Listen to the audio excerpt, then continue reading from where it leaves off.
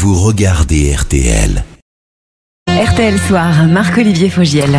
Bonsoir, heureux de vous retrouver pour 2 heures d'infos. Et à la une, standing ovation pour Emmanuel Macron au Congrès. Le président de la République vient de terminer son discours devant les représentants et les sénateurs américains.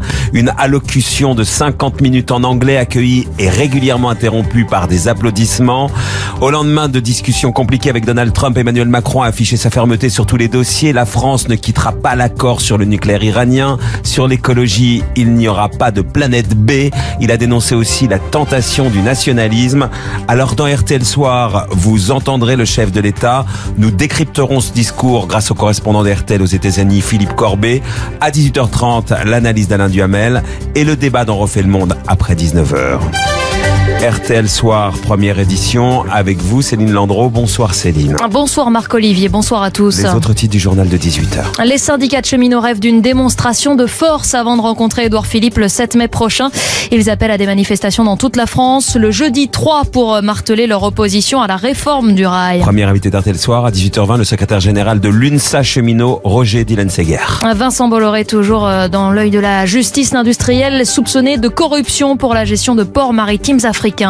3 ans après le drame sur le tournage de l'émission Dropped, l'accident d'hélicoptère qui avait fait 10 morts, la société de production est condamnée pour faute inexcusable. Et dans ce journal, nous serons en ligne avec le père d'Alexis Vastine, l'une des victimes. Alain Vastine réagira donc à cette condamnation. Un catalogue de près de 2 milliards d'étoiles désormais accessible en ligne. Le satellite Gaïa a cartographié notre galaxie.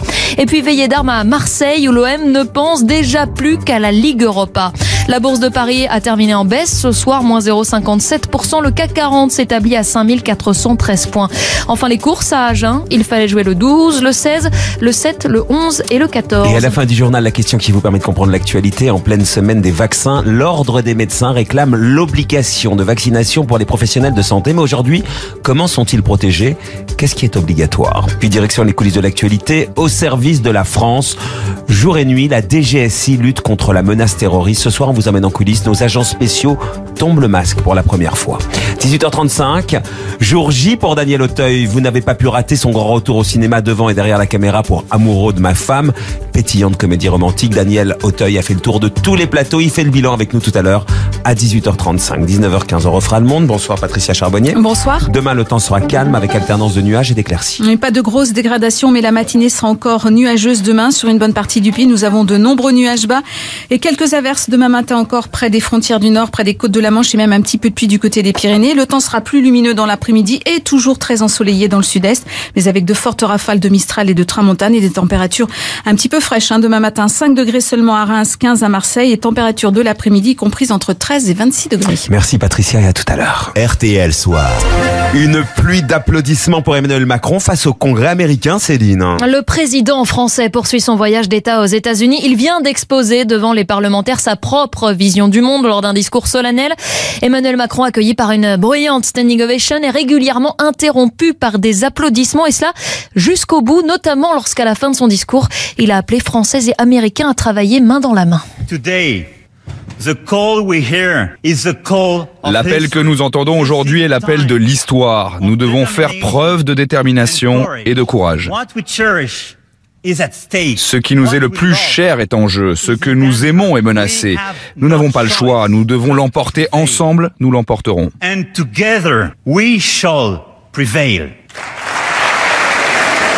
Bonsoir Philippe Corbet. Bonsoir. Vous êtes le correspondant de RTL aux États-Unis. Vous avez suivi donc ce discours devant le Congrès où Emmanuel Macron est revenu sur toutes les divergences entre Paris et Washington. Oui, il fallait s'adresser à l'autre Amérique, pas seulement celle qui vote Trump. Alors, il a été, vous l'avez dit, applaudi beaucoup à plusieurs reprises sur tous les bancs quand il évoquait le rendez-vous de l'Amérique et de la France, les valeurs de démocratie, de liberté. Il dénonce aussi le nationalisme. Mais il y avait à plusieurs moments un décalage assez spectaculaire qu'il avait lui-même choisi. Par exemple, sur l'Iran, il rappelle aux républicains l'importance du multilatéralisme, l'importance de ne pas sortir de l'accord. Notre objectif est clair. L'Iran ne doit jamais posséder l'arme nucléaire, ni aujourd'hui, ni demain, jamais. Et alors là, toute la gauche se lève d'un coup, applaudissements nourris. Beaucoup d'élus de droite, eux, restent assis sans applaudir. Et ceux qui le font vraiment mollement par courtoisie. Même chose, même décalage spectaculaire quand ils rappellent les questions de climat. Là aussi, il y a un clivage gauche-droite. Les démocrates l'acclament, les républicains grimacent. I'm sure one day the United States will come back and join the Paris Agreement. Un jour, les États-Unis reviendront dans l'accord de Paris sur le climat. Il n'y aura pas de planète B. Ce décalage, c'est exactement ce qu'ils cherchaient. Montrer qu'après une journée avec Trump, il s'adresse aussi à l'Amérique qui ne vote pas Trump. Mais globalement, il faut le dire, il y avait beaucoup d'applaudissements. Ça a été un accueil extrêmement chaleureux, beaucoup plus que pour d'autres occasions de ce type-là. Et d'ailleurs, je dois dire, je ne sais pas exactement à compter combien il y a eu de standing ovation, autour d'une dizaine ou d'une douzaine. Carrément. Merci beaucoup Philippe Corbet, donc le correspondant aux États-Unis pour RTL. L'analyse tout à l'heure d'Olivier Mazerolle à 18h30. On retourne aux États-Unis évidemment à 19h. Les cheminots, bien décidés à maintenir la pression sur le gouvernement, dit donc ce soir, ils manifesteront avant d'être reçus à Matignon. Hier, le Premier ministre Édouard Philippe a annoncé qu'il recevra les syndicats le 7 mai prochain. Une concession de l'exécutif, mais sans même attendre ces rendez-vous. L'intersyndicale de la SNCF, qui se réunissait aujourd'hui, a décidé d'afficher sa détermination. Elle appelle donc à des manifestations le 3 mai prochain dans tout le pays, Éric Vanier. Oui, à Paris, près de l'Assemblée nationale et en région, devant les préfectures, car pas question effectivement pour les syndicats de baisser la garde malgré le geste d'ouverture du Premier ministre. Au contraire, cette journée du 3 mai, qui était déjà un jour de grève dans le calendrier de l'intersyndicale, va servir à faire monter la pression avant les rencontres du 7 mai à Matignon, tous dans la rue pour se faire entendre. Les syndicats veulent que cette journée de concertation avec Édouard Philippe le 7 mai débouche sur un nouveau calendrier de négociation avec des tables rondes thématiques qui réuniraient toutes les parties prenantes, syndicats, patronat, gouvernement, sous le pilotage de Matignon. Et l'intersyndicale prévient déjà, si le Premier ministre traîne les pieds, s'il n'y a pas d'avancée, il y aura le 14 mai une journée morte à la SNCF pour relancer et élargir la mobilisation.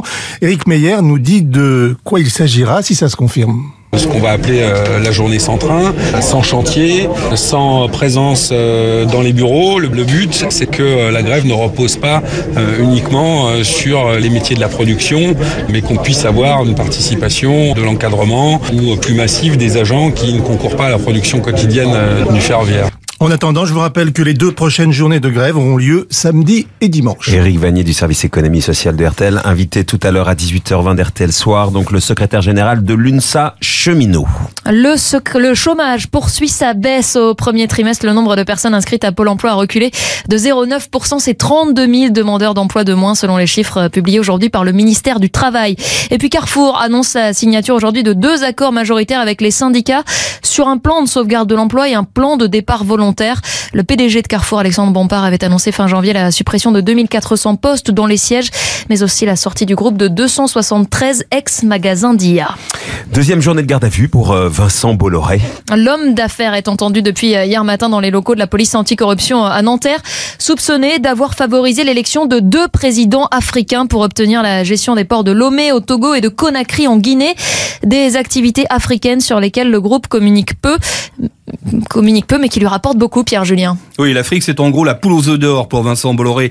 Les activités ferroviaires, portuaires, agricoles réalisées sur ce continent représentent plus du quart du chiffre d'affaires du groupe. Sa récente filiale dédiée BTL emploie 25 000 personnes et a rapporté l'an dernier 2,5 milliards d'euros. Bolloré, ce sont 10 grands ports d'Afrique de l'Ouest qu'il gère. Il opère sur 16 autres terminaux. Il faut dire que les échanges commerciaux entre l'Afrique et le reste du monde ont été multipliés par 4 en 10 ans. Alors les plus grands du secteur, danois, italo-suisses, émiriens, se livrent à une lutte sans pitié avec pour adversaire principal évidemment les Français de Bolloré qui parfois s'allient à un redoutable conglomérat chinois pour l'emporter. Exemple, le port de Banjul en Gambie.